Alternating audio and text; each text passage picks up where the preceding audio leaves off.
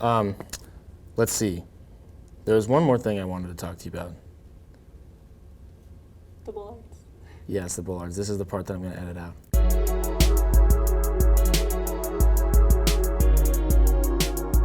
Welcome to the third Student Media Podcast. I'm your host, Jared Bazette. This is the place where the various student media outlets come together to discuss current and upcoming content. My first guest is Kiersten Kimminau. She's here from Pulse. Normally I'd shake your hand, but with the virus going around right now, they're heavily discouraging that. So how about an Air 5? Yep. Boom. Perfect. Works for me. Yeah, awesome. So Kiersten, you recently wrote a piece in Pulse about transgender, do you want to explain? You probably explained it better than I can. Yeah, so I wrote a piece on transgender stigmas and just kind of like what that looks like on campus and in our community.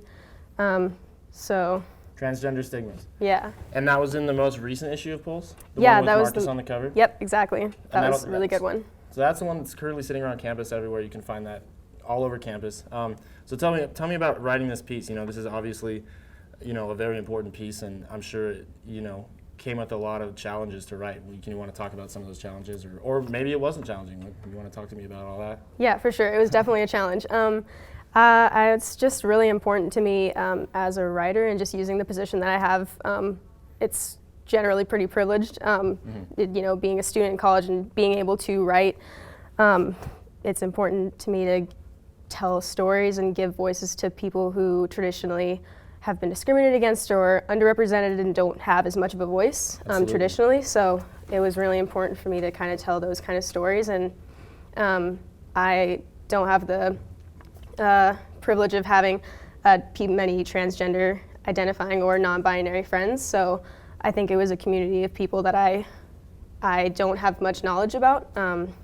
And I don't think a lot of other people are really exposed to the language to use around people who identify as transgender and non-binary. So I think it's the reason I wanted to write the story is to just open up a conversation and give people the language to open those dialogues, because a lot of times we just fear, I think, having conversations with people who we see as different than us, or people who we might just not identify with their same community or same even identity. Absolutely. So I think it was important to just tell that story and tell different students' stories and give people that language. I agree with you. And then, so you learned a lot from this piece, it sounds like. Yeah, for sure. What kinds of stigmas did you use as examples in this piece? Like, what kind of stigmas do people have about transgender people that you wanted to debunk? Yeah, so the main one is just that they're, human. Everyone is human, and so I think a lot of times, like I was saying, we're afraid to kind of just ask questions if we have them, and asking questions is okay, but also knowing when to have barriers and when to just, always have respect for people, but you don't just, for example, go up to someone and ask them, hey, when are you getting surgery, or those kinds of things, and it's for some reason people don't really recognize that it's inappropriate in certain circumstances, so. Well, unfortunately, it seems like we're just now getting into this, period where there's a big movement for acceptance, and unfortunately, people just aren't quite sure yet how to go about this. So I'm glad that there's people like you that are, that have a platform, like you said, that are having a voice for these people, and I think this is a great piece, and just something that I hope that Pulse and other publications will continue with in the future. So. Did you talk with any people at Central or in the local community, and what kind of things did you learn from them? Yeah, so I talked to 4 or 5 students. I learned something different from each of them.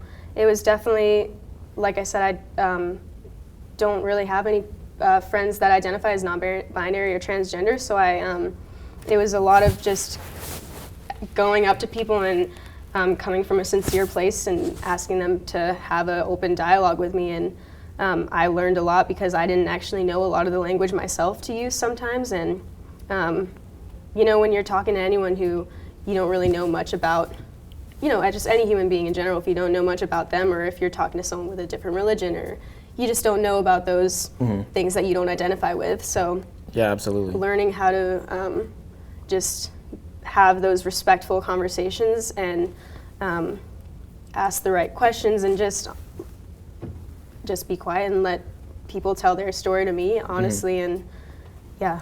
Well, I'm sure that, you know, a lot of them have been waiting for the chance, you know, because there isn't a huge, like, platform for people to talk about. You know, this is a very, you know, niche category, and a lot of them, I'm sure, haven't had the ability to tell their story. So I'm glad that they, you know, that you found them or they found you, however it went. Right, and the amazing thing is that a lot of people told me that coming to Central was actually a really great step in them just like accepting who they were and just figuring out exactly who they were, because a lot of students that I talked to, they came from hometowns where they were not accepted. You know, that seems to be really common, unfortunately. Yeah. And, you know, what would you say about the local environment here in Ellensburg for this kind of a thing? Do you think it's good? Like I mean, I'm sure if you come from a very, you know, secluded place and then you come to Ellensburg, that's how it was for me anyway, when, you know, coming from a very small town, moving to Ellensburg. Ellensburg is the biggest town I've ever lived in. But, you know, I'm a straight white male. I'm sure for people that aren't straight white males, it's even more so of that feeling that I had of like, wow, there's actually accepting people here. And this is Ellensburg. You know, this isn't like a very large place or anything. Something I've heard you talk a lot about so far is the language. And do you have any examples of like what kind of language people should be using and what kind of language the people might tend to use and maybe should be avoided? Yeah, I think a big thing that I kind of just noticed, maybe just is a lot of our default language, I think, that we learn is that there's cisgender and heterosexual, and that's like the default for everyone, but that's not the case. And so I think we just assume that because that's what we're taught from when we're born and we're assigned a sex, you know? And so I think a big part of just having that language is knowing that, you know, gender and sexuality and all those things are so fluid and not everyone is going to identify with the same thing as you or what you may be familiar with. Things aren't as black and white as we might have been raised to believe. Right, so even just like the most simple thing that I can point out and that I think is starting to become more of a conversation is pronouns. Yeah. It's like so simple, but it's something that we're just starting to put into practice is sharing our pronouns with others and asking people their pronouns rather than assuming. Absolutely. Assumption it seems to be the main cause of most of these problems. Well, is there anything else you'd like to share before you leave us today? That's pretty much all I've got.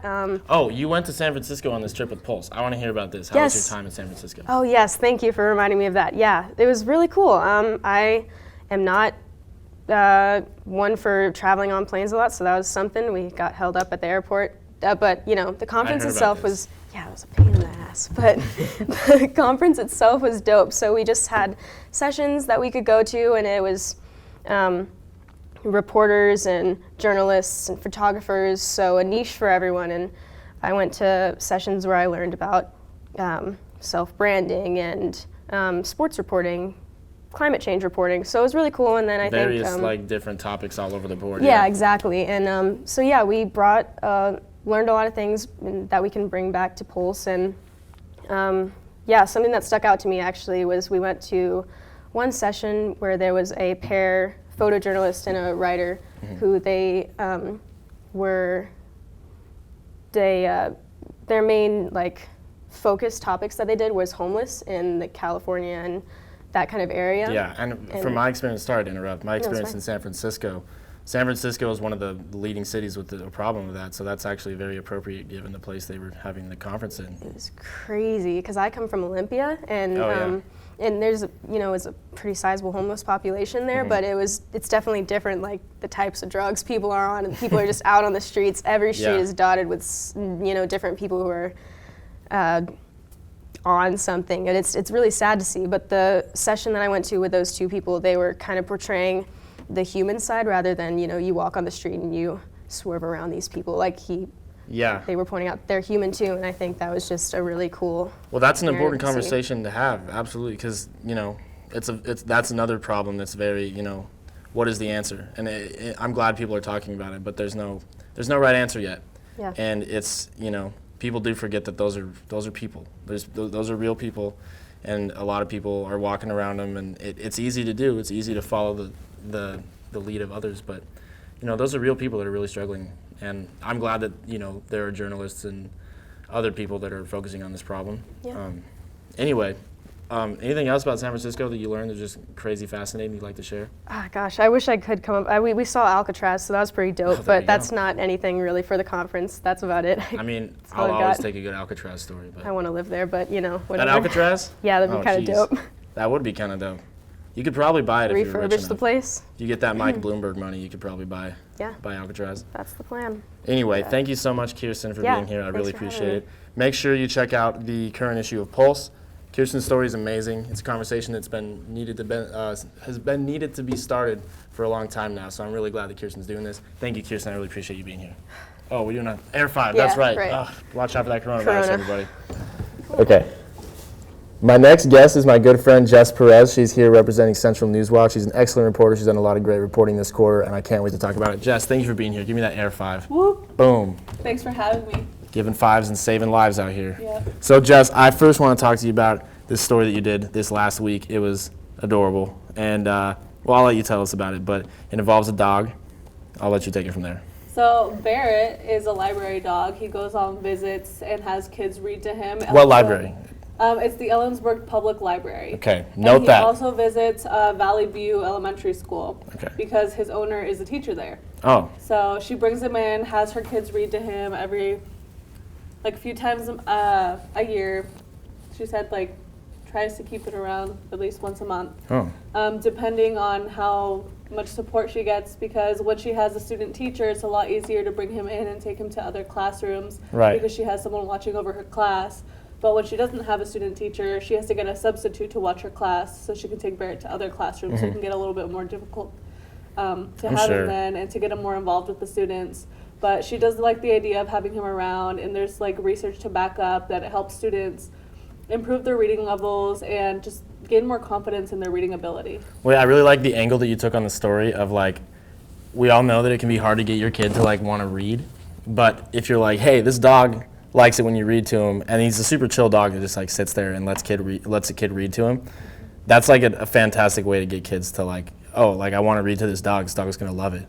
So I think that the angle of your story really captured, I think, perfectly what the teacher was trying to do. So I think you did a great job reporting on it. Thank you. I also want to talk to you about you reported on APOYO a little bit earlier. For the people that don't know what APOYO is, can you just fill us in on what's going on? Earlier in the quarter, this was a story that you did, right? Yeah, so APOYO is a food bank. It provides ethnically sensitive food, and it really prides itself on helping the Latinx community. They give food twice a week, and they even go out and do deliveries to people's homes if they can't come to the food bank, if they're disabled or they can't drive. In emergency situations, if they're snowed in or whatever, they'll go deliver food to those people's homes. And their lease has been cut off by the school. It's being terminated. So this is a Central Washington University funded thing? Yes, okay. It was funded by the university, but they're no longer going to be funding it. They're no longer going to be funding their building. So. What building is it in? It's the building right by Brook Lane. So that beat up building. Oh man. Right across from it. Yeah, I know what you're talking about. Mm-hmm. Weird. And that just seems like something that you would want to give funding to because people clearly use it and it's very important. Yes, the school says that they're not getting enough student volunteers. They seem to disagree, and other students that I interviewed that were there as well disagreed. A lot of people from MECHA, student government showed up, the Black Student Union. Yeah. Others, lots of student groups showed up that day when I went to go interview them and talk to them about the situation, and they all expressed their concern. Well, your story spoke for itself. The people came out, and I saw your interviews with people saying, if it wasn't for this, I would go a great deal of time without food because other food banks aren't open for, certain times. And like you said, other food banks don't have foods that are, respectful to various different cultures. Not everybody eats the same food, and APOYO does a great job, I think, of understanding that and providing that for people. So, again, this is something I'm really glad that you reported on because it's important, and it's what being a journalist is all about. You see these things that need to have attention called to them, and you did. So I thank you for doing that. Yeah, anytime. And I'm working on a follow-up right now. Haven't gotten too much information, but I'm trying to see if there are any updates on the situation. That's good. No, I'm glad. And as far as like other stuff you're working on right now, I understand you've been looking at doing an election story for this. This is our last week of Newswatch coming up, and you've been looking to do kind of an election-related story. Yes, so I did a man on the street type thing. I hung out on the Stark patio, went up to students, asked them about who they were voting for, why, who they thought could be voted the Democratic nominee, and if they thought that person would have a chance against Trump. And I received answers of several variations, but the big answer that I kept receiving over and over again was, I don't know, I don't feel well informed enough, or I don't care. So that's cause for concern, because elections are important and people need to voice their opinion, whether that be Democrat, Republican, Independent. They need to have their voice heard, and if they're not caring about the situation, they're not caring about their futures, the policies that are going to be passed by these people. And that impacts everyone. Well, it's also important to educate yourself on, to know the policies of the person that you're voting for, or even if you're not going to vote, fine, I guess we can't make you, but if you're going to complain about things that are happening in the country that you live in, you have the ability to do something about that. And if you don't even try to do something about that, then, stay off Twitter, I guess, because, I wish people would be more informed. Yeah. It'd be nice. And we are going to try and do maybe a platform thing coming up next quarter, explaining the candidates' platform, what they stand for. I would love to see that.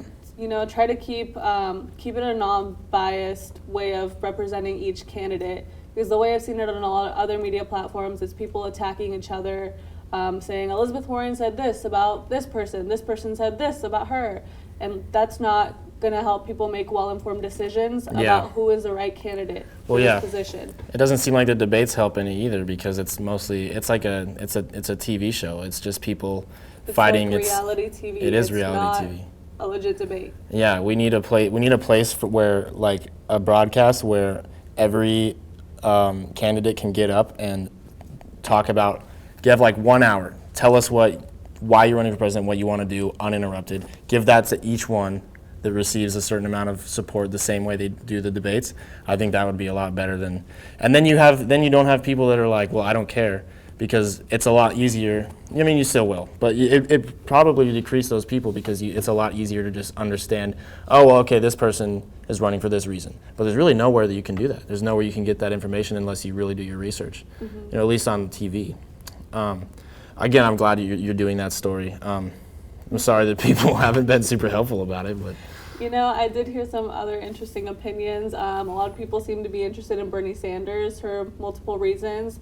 Whether he can win against Trump or not, if he becomes the Democratic nominee, is kind of up in the air. Yeah. I did talk to a student who also identifies as Republican, and he felt like a lot of people on this campus don't like that he identifies as Republican, and he feels attacked because of it. Mm-hmm. So, I think regardless of what you identify as, or if you identify as independent, even if you don't agree with that person's views, we should try to understand them, because everybody has a legitimate reason for voting for the person they vote. They think they're going to do the best job. Absolutely. So I also want to bring up the fact that you did a story on the bollards. Bollards? That's such a strange word. Such a weird word. They were going to put these things up on campus, which to me is hilarious, because apparently you're not supposed to drive on those. What are they called? They're pedestrian-only zones. So, they put them between, Walnut Mall, and they had some by Dugmore Hall. Sorry. You're good. They had them in various areas on campus. They were marked by signs, but maintenance vehicles and other vehicles would drive up in that area all the time. I think it's just hilarious that, they're putting these things up when it's just, already a rule. And they're like, well, I guess we just can't stop the maintenance guys. They're just going to do what they want. So let's literally put physical barriers up so that they can't. Yeah. And so they did put them up now? Yes, they did. What I have seen in some areas, they not only put up the bollards, but some kind of, those railings they put up when they do construction. It's not, into the ground. Yeah. It's just, those plastic railings. I've seen that they put up a couple of those as well. Yeah. Just to enforce this, to keep students safe. It seems like they should just be able to tell them, hey, don't drive here. You might run somebody over and then get the university sued. But yes. Apparently they've already been doing that for a long time. And so, was this ASCWU that did this, that tried to enact this? Was it them, or was it the university itself? It was CWU facilities. Oh, okay. Yes. So I guess that makes kind of makes sense. Yeah, that was another really interesting story. And how did you get word of that story? So Terry actually mentioned it. They had a poster. Terry's the Newswatch advisor, for those of you. She posted the poster that facilities management had on our Facebook page, and I was interested in it just because it involves student safety, and you know, a big part of what we do is try to keep people safe. Yeah. So I looked into it a little bit. They told me that they were going to put up the posts any day, so I went out, tried to get some video of them. The post did not go up until I think a few days ago, and they said they were originally going to go up, I believe, at the beginning of the quarter. So it's taken quite a while for them to get put up. They haven't really given a reason for that other than, you know, oh, they were going to be up any day, don't worry about it. Oh, they're going to be up any day, don't worry about it. So, you know, I guess we'll see if that works, if it keeps maintenance vehicles and other vehicles from trying to barge in anyway. Interesting. What about, my question is, what about police vehicles? Are those the campus police? Are they? So police vehicles have keys to be able to remove them so they can drive. Oh, okay. Ambulances and fire trucks, they're big enough to actually break the posts so they can get through in emergency situations. So if someone has a heart attack in the circ, they can just break them down. Plow right through there. Yeah. Cool. That's good. I would hope so. Yeah. Okay, well, is there anything else you want to share with us, Jess? I think you've done some fantastic reporting this quarter and the last few quarters, honestly. But yeah, is there anything else you want to share with us before you get out of here? You know, other than that, I just really want to enforce that we're going to be trying to do platforms next quarter on the candidates that are going to be running. I think right now we're down to about 3 Democratic candidates and, of course, our Republican candidate. So, you know, just stay tuned for that, and we're going to try to keep you as well informed as we possibly can. Absolutely. Thank you so much, Jess, for being here. Give me that air five. Cool. All right. Last but not least, we've got Tamara Sevao here. She's a reporter for The Observer and Newswatch. It's her first quarter on student media. So Tamara, what I want to know is, how has it been? This is your first quarter, and I think you're killing it so far. I don't also, get an air five? Air five. Okay, there we go. I was going to get jealous for a second. No, don't do that. No, it's been really good. It's actually been super. People advised me not to do it for my first quarter, not to do both Observer and Newswatch. I think it's fun. That is quite the heavy load for your first quarter. That's insane. No, I know, but I think it's challenging and fun, and I'm the kind of person that likes to keep busy. So if I have a lot to do, it'll definitely keep me out of the house and keep me. I think it's challenging me in my journalism skills. Yeah, absolutely. Both writing and reporting overall. So that's the beautiful thing about this school is, you know, it's a small program, but we're very employable because we've done everything once we get out of here, from writing to broadcast to producing to everything. And, you know, you're your prime example of that. It's just your first quarter and you're starting off strong, so that's great. Right. I feel like it keeps you well-rounded for sure. Absolutely. So let's talk about this story. Look at this huge section. This is all Tamara's story. It's huge. Got the quote of the week. You want to tell me about this? Yeah, so this local, he's born and raised in Ellensburg. Oh, wow. His name is Nico. He goes around and just does parkour. He's been flipping and doing back tucks since he was in middle school. Jeez. Totally self-taught. Started off. Did he ever do gymnastics or anything? Yeah, so he started off at gymnastics, but then he didn't like it because it wasn't to the level of parkour he wanted. Not extreme enough. Yeah, so then he just went out and kind of taught himself, watched YouTube videos. Yeah. I mean, went out with his friends. Has he ever broken anything? Yeah, he said, so he uses it as a coping mechanism, which is really cool. Parkour? Yeah, parkour. He just goes and flips, and he said something really cool when I was talking to him. He said that when he's upside down for that split second, if you don't think about the moves that you're doing, then you're gonna get hurt. So it's a way to keep his mind off of stuff. Definitely a very mindful activity, I would say. Yeah, for sure. Cool. It's really cool. And his favorite place to do parkour is here on campus. So it is a good place for it. As an amateur parkourist myself, I've found that the buildings are fun to climb. Yeah. Just kidding. I'm not an amateur parkourist. I'm not even to that level. Don't climb the buildings.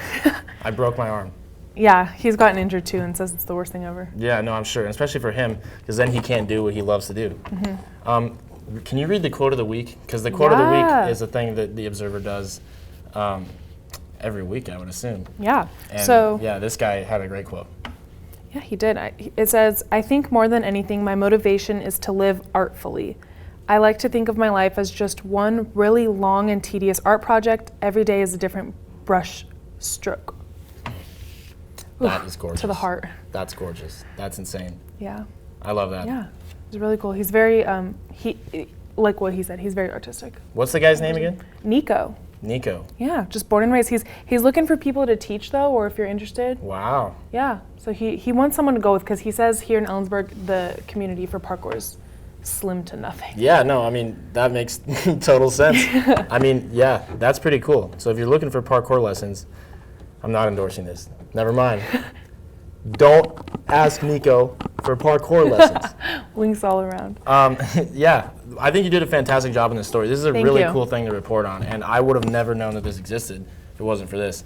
And I can't believe you did a story like this your first quarter too. Like that's the craziest part to me. Tell me about some of the challenges outside of just independently this story, but like being that first-time journalist doing both print and broadcast journalism. Yeah. What's that like? So it's difficult just because they say that you can sometimes double dip your stories. I have never really double dipped any of my stories this quarter, so it keeps me extra busy.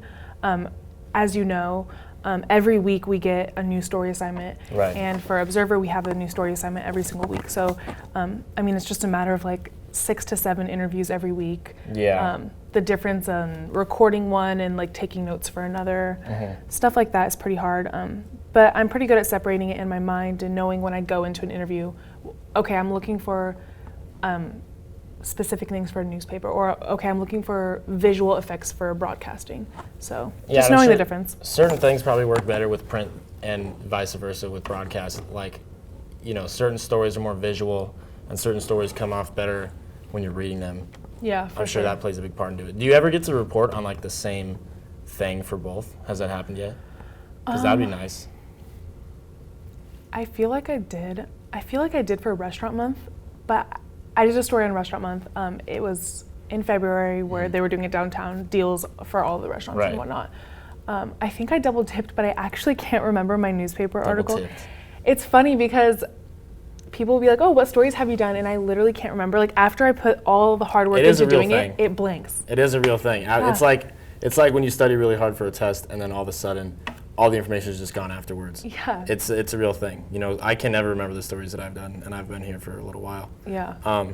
But you're doing great, if I must say so myself. Thank you. You've done a lot of events, I've noticed. You did Nash Fung, the magician that was here last week, the BSU Showtime.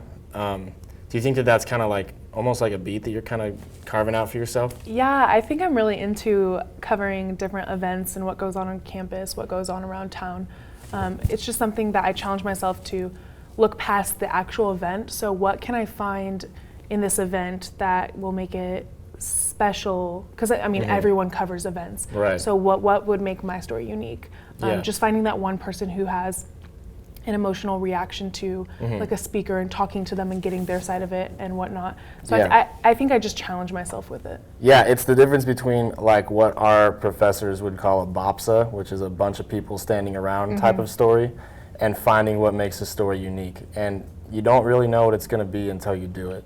Yeah. So you might have this whole idea in your head, and then you get in there, and you're like, oh, actually, I have an entirely new angle now based on this one person that I talked to, and I've seen you do that time after time, so you've done great. Is there anything else you want to cover before we end this thing? I think the last thing I would say is just for people who are like iffy, because I know I've talked to so many people promoting student media in general, whether it's Pulse, Observer, or Newswatch, and people are like, it seems like a lot of work. Like it is, but it's really not. Like there's people that will help you with everything. I came into Newswatch not knowing anything, and I feel like there's really helpful people within this major. So, Absolutely. Yeah. Absolutely. I would say do it. I agree. It's a different kind of homework, and it's more fun than the normal traditional homework. It doesn't feel like homework at all. It gets you out of the house too. And then, if you do it for more than one quarter, you get paid. So, thank you very much, Tamara. Of course. Tamara, Yeah, you said it. did I say it? Yeah. Why did I act like I said that? We're going to wrong? cut that. No, we're not. Oh. All right. Okay. Okay, well, thank you very much. Make sure you get the current issue of the Observer. This is a 6 story. It's got a super cool design and everything. I don't know the print terms. Look at it. It's awesome. And then also the last Newswatch broadcast is this next Tuesday, and that's the last one of the quarter. It's going to be a really good one. It's produced by an amazing producer. So make sure you tune into that. It'll be at 4 o'clock on ECTV2. And the Observer and Pulse are just everywhere around campus and town. You can find them everywhere. Thank you very much, Tamara. Of course. This has been the Student Media Podcast. As always, I don't know, coronavirus forever. Good night. Wait, you want to do that again on camera 4? Go back to camera 2, and then let's redo it on camera 4. Okay. 3, 2, 1.